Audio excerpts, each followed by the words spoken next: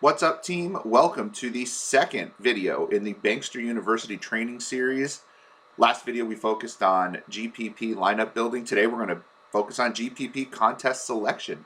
We've been spending a lot of time talking about what are the right contests to buy into for tournaments that will help us build our bankroll, as opposed to just trying to take a shot at the Millionaire Maker, which is fun to do, but isn't always the most profitable way to go about building that bankroll. And we're going to show some examples today on how we can go about doing that, which contests to select, and really drive home the point, or try to at least, of why we should be choosing which contests we're going to end up choosing. My name is Doug Shane, once again representing Bankster DFS, and before we get into the training video, just a friendly reminder, Bankster DFS, it is a learning community. We come together and we talk about all sorts of DFS sports. We cover all the major sports, all the niche sports, all the college sports. Our Slack chat has bonus channels on top of that. You also get daily player pools. You've got the Slack chat and award-winning articles and analysis from former FSWA Writers of the Year, myself and Jeff Kaminsky, and a host of future FSWA award winners, at least I believe them to be so, in Team Bankster. Always available for those articles and within the Slack chat. And you get everything that we do. Everything that we do. All the articles, all the sports, the entire Slack chat, any private videos that we do just for our members, any streams we do just for our members, whatever we do, $3.99 per week. It is, honest to goodness, ridiculously cheap. It is stupidly low priced.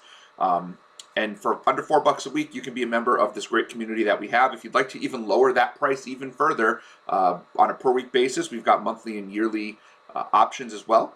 And please remember, your price will never increase, ever, as long as you continue to stay a member with us. If the price goes up to $5 a week a month from now, but you signed up today to become a member, your price is going to stay at $4 a week for the entirety of your membership as long as you stay with us. So get in sooner rather than later, and the price never goes up for you. And remember, it does include everything. All sports, all content, no hidden fees, everything. If you have questions, please contact me at Bankster17. If you'd like to subscribe, head on over to banksterdfs.com/subscribe. You can also, if you love hearing the sound of my voice, and who wouldn't, you can catch myself and Michael Gudadero every Sunday morning, live streaming on our YouTube page and on Twitter, 10:30 a.m. Eastern Time till noon with NFL Live Before Lock, getting you ready for your weekly NFL lineups. And then at 12 o'clock till 1, we head on over to our Slack chat for members only, talk about their lineups, throw some extra plays in there, and just basically do whatever it is anyone wants to help get that green. We had a huge week this week. If you like what you're hearing, if you want to hear more videos, you want to see more videos, please check out the rest of the YouTube page. Like, share, subscribe, click the notification icon. I do daily videos every day, hence the daily. And I do a series of these training videos, and we're going to have more videos coming out as more sports come out. We are only 1 month away. Today is 1 month from the beginning of hockey and basketball season, right around the corner. One of them is a month from today. But we've got content for everything as the sports come around. We've got the college stuff, the pro stuff, and the niche sports. But today we are going to talk about GPP Contest Selection. And one of the things that I've been talking about is over the last few weeks, as we've gotten into our NFL content, and really throughout the summer with the Major League Baseball content, is which is the right contest to pick to build our bankroll. We all want to win $1 million. I want to win $1 million. I enter Millionaire Makers. I think you should try to enter Millionaire Makers to try to win $1 million as well. But I also think we shouldn't rely on the Millionaire Makers to make our money to build our bankroll. We build the bankroll through a means of 60% cash games and 40% tournaments to try to have that extra money to throw in to the Millionaire Makers. The Millionaire Makers are lottery tickets. Okay, that is, again, not how we're building our bankroll. Let's take a look this week at my Millionaire Maker, one of my Millionaire Maker entries over on FanDuel. And I play on FanDuel, Draftkings, I play over on Prize Picks, I play on Yahoo, we play everywhere. But I want to, this lineup here on FanDuel is a really good example of why contest selection matters. So I pulled in a lineup. Mine is on the left-hand side. I'm Five Siggers. That's me right over here. And then the guy who won the million is here on the right-hand side, because we're going to take a peek. Good for C.H. Demore. $1 million. Great job with Patrick Mahomes. And, a really nice lineup there. I mean, stacking Mahomes and Hill, I guess, gets you there, right? I mean, that's the way to do it. But I wanted to go a little contrarian because I know in a million person tournament, and if you see, there was 1,169,228 people that I had to beat out to try to win the million. He did, I did, or she, but I didn't. But I put together what I thought was a pretty decent lineup. We went with what ended up being a fairly contrarian stack in the Seahawks with Russell Wilson, DK Metcalf, Tyler Lockett. Felt that the Indianapolis Colts secondary with Xavier Rhodes being out was a secondary we wanted to attack, and that worked out great. I mean, Wilson, Metcalf, Lockett. I mean, Lockett and Wilson had great games. Both of them were sub 10% owned. Metcalf was a little higher roster percentage. He didn't have a great game. As you can see, there was some commonality in our lineups with Joe Mixon. Michael Pittman didn't play very well. Tyler Kroft didn't do great. Corey Davis had himself a very nice game at only 8% rostered, which is fantastic. Washington football team kind of stunk up the joint. McCaffrey was McCaffrey, did what he's going to do, and was the chalkiest player in my lineup at 17%. In a millionaire maker, the ownership's going to be a little more spread out because you can enter 150 lineups and you can do some wonky things. Just like this winner of the millionaire maker did by rostering DeAndre Swift. DeAndre Swift, a report came out right before lock that Jamal Williams was going to carry the load. DeAndre Swift was going to work more on third downs, which was ridiculous. And you were playing DeAndre Swift anyway, most likely in a chalkier type of a lineup or a safe lineup because he was going up against the San Francisco 49ers, a good defense, and the Niners were expected to blow out the Lions, which was what was happening for most of the game. This person who won the $1 million, you could see, went in and did just that and stacked the Lions, which is super contrarian, 1.6% and 3.9% owned, threw in Deebo Samuel at only 5% owned. And those are the kinds of plays you're going to see in a millionaire maker where you throw that 1%er in there with the shot to win. I cashed. The lineup was good.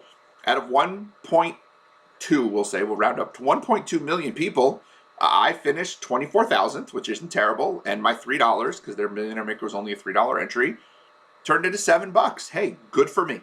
I made some money with a decent lineup. It was not the best lineup, but it made money. You know, cash is cash, and that's a great thing. Well, I also entered this lineup into a slightly smaller tournament over here. It was a 27,000 person tournament. I believe the entry fee on this one, let's scroll up and see if it shows my entry fee.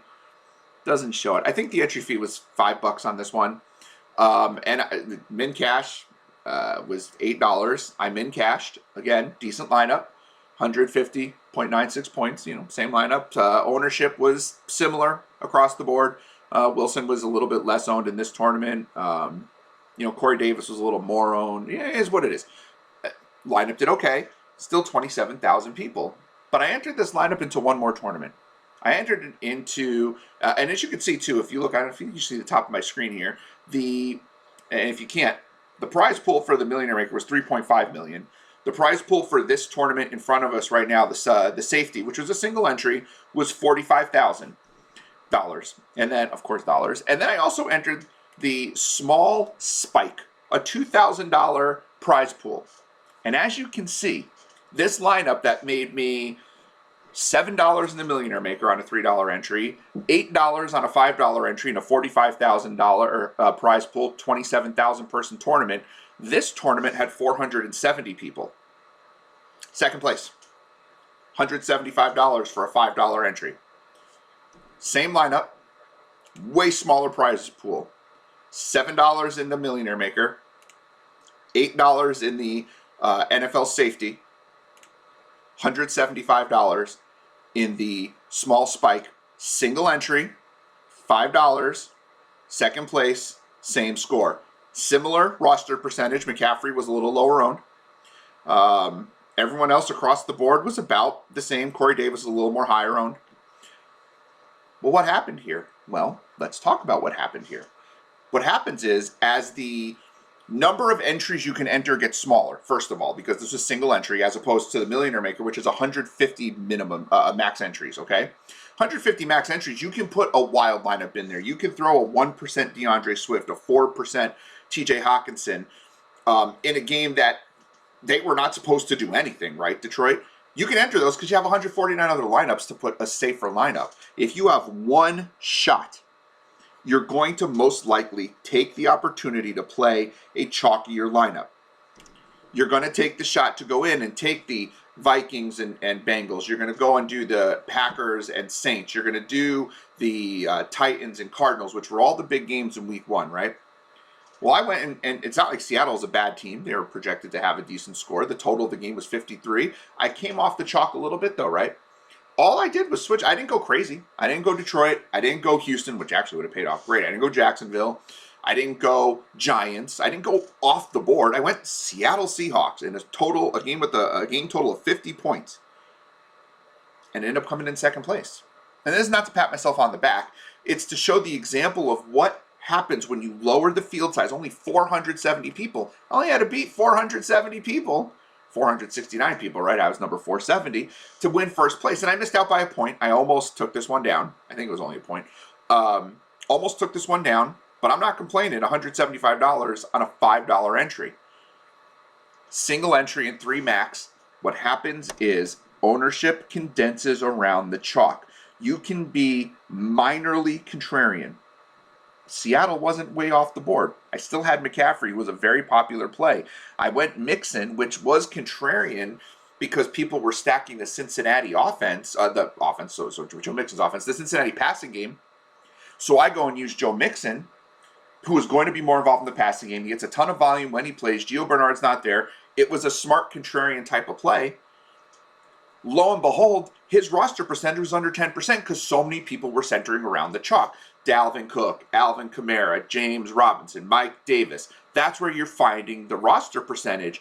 And here you're able to go slightly contrarian and you can jump the field because you're not competing against all these people, 1.2 million people, with so many of them throwing 150 wacky lineups thrown together by optimizers. I am team hand build, so I don't do that. Not that there's anything wrong with it. If you're an optimizer person, by all means, go and do it. It's hard to build 150 lineups, but I don't play 150 lineups. I'm a small time player, quote unquote. I know how to play. I understand the theory behind playing, but I'm fiscally conservative and I don't want to, take my rent money and throw it in there. This is not my full-time job, and I play for fun and for a little bit of money. And so, if I'm throwing a $5 entry, an $8 entry, a $12 entry, hey, that's great for me, but I'm going to play smart with what tournaments I'm going to play. And you know what? The majority of you out there are casual players as well. You're not, you might be listening, it might be that $1,000 entry, but the majority of you out there are not doing that. You're playing $100 a week, maybe $150 a week, $5 entries, $12 entries. You might go big in $30 entries, and that's great. But if you're going to play casually, even, and I know you want to take your shots at the Millionaire Maker, and I'm not saying not to. I did too. But you should, if you want to build that bankroll, you got to play smart. Low fields. I try to stay under 700-800 if I can, under 1,000. Sometimes I'll go up to 1,200, and I'll play the big ones, but the majority of my GPPs that I'm playing are less than 1,200. I try to stay under 700-800 people, and I'm doing single entry, 3 max, or occasionally up to 10 max, depending upon what the tournament is. Now, I want to show you in Draftkings over here, because the same concept as Draftkings. This is baseball, not football, because there's a lot more tournaments available right now for baseball, because it's a Monday that I'm recording this, and I want to show kind of what I'm talking about. So what I did was I filtered down to tournaments that I'm comfortable playing here on Draftkings. If you look on the left-hand side of the screen here, you'll see my entry fee max is $10. You can change it to whatever you want. I'm comfortable playing at this level, particularly since I'm focused so much on football right now. I'm not putting a large percentage of my bankroll into baseball at the moment. And I went straight to tournaments. I'm not playing cash in baseball right now. I do play 60% cash in football, but I don't play cash in baseball. I'm just trying to hit a tournament, and I've been very successful hitting the tournaments this summer. And here's what I'm trying to target. So I'm looking at these tournaments, and you see this mini-max right here. $1 mini-max, $20,000 prize pool. I believe, yeah, $2,000 up top, $1,000 in second place, and it works its way down to, top 10 is $60 or more. I mean, top 10 is $60. It's 60 extra money, which is pretty nice, but it's really hard because you've got to beat out 23.7 thousand players, 23,700 players. That is a lot of people that you're trying to beat out to try to get that big cash. It's hard to do. I'm not saying you're not going to do it. I'm saying it's hard to do. What I'm going to look for is I'm going to spend more time looking at this 5-tool player. It's a 3 max. As opposed to the mini-max, which is 150 entries, you're going to get some weird lineups. The 3 max, it's going to center around the chalk. If you're a little bit different, you don't have to go mega contrarian. You don't need the 1%er in there. You just go a little contrarian, and the chalk doesn't completely smash, and you're going to put yourself in a position to win. Now, what am I going to win? All right, for $5, I'm going to win $150. Okay, it's not terrible. It's 30x my money, which is great. but I only have to beat 237 people to get there. And I'm, what if I don't win? Okay, well, second place is $100. Third place is $70. I mean, you're taking a look, and the returns, it's a little bit flatter payout. If you fall from first to second, it's not like going from $2,000 to $1,000. It's going from $150 to $100. It's not quite as brutal when that last play hits and you go from first to second, or you don't hit all the way up to the top. You can still put a decent cash, and you're not having to beat 1 million people to get there. I love, for baseball, the pickoff single entry, 396 people, $100 up at the top for a $3 entry. Great. You build a bankroll that way. Even if you're not finishing first, you build a bankroll that way. You finish top 10, you're making some money. You want to get that return. It's a lot easier to finish in the top 10 with these smaller tournaments. My favorite tournament's the table setter, 297 people. This is an 8 max entry, which I don't love 8 max, but I can live, and you can find that here by hovering over it. It says right there, 8 entries max. I don't love 8 max. I'd rather do 3 max. But the payout structure is really decent. For $2, you got a shot to 50 extra money to go up to $100. Top 5, you're still getting decent money. Top 3 is where you really want to be at for a $2 entry. And there are prize pools like this. If you go all the way up, if you want to spend bigger, if you're a bigger player and you want to spend, between $30 and $100 in your entry, great.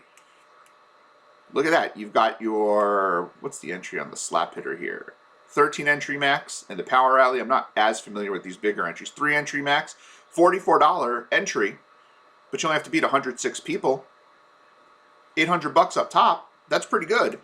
And you're much more likely to hit that than you are to hit the mini max against 27,000 people.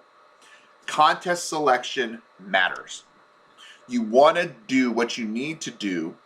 That makes a lot of sense, Doug. But you're going to want to go in there and attack smaller fields, lower entry limits in terms of 3 max and single entry, and that's how you're building your bankroll. When you do that, you can take your the excess money that you get. You put in $100, you cash out for the week at $180. Well, next week maybe you put in the $100, but you throw 120 in there. You throw an extra 20 into the Millie Maker. You're still going to be up from the week before, but now you've got extra money to throw into things like the Millie Maker, and you could take your shots. But the way you build your bankroll is the way I built my bankroll. I went in, I'll tell you right now, I put in $100 to start week 1 for FanDuel. I don't play FanDuel that often.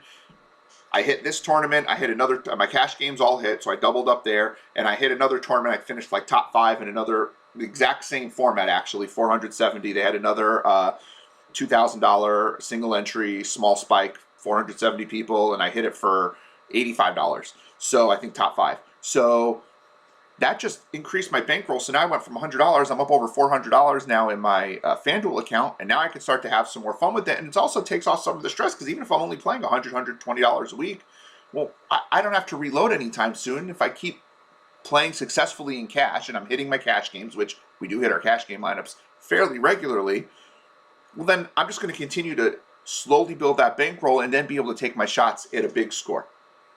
Hopefully this made some sense, guys. Oh, one more thing to look at, sorry.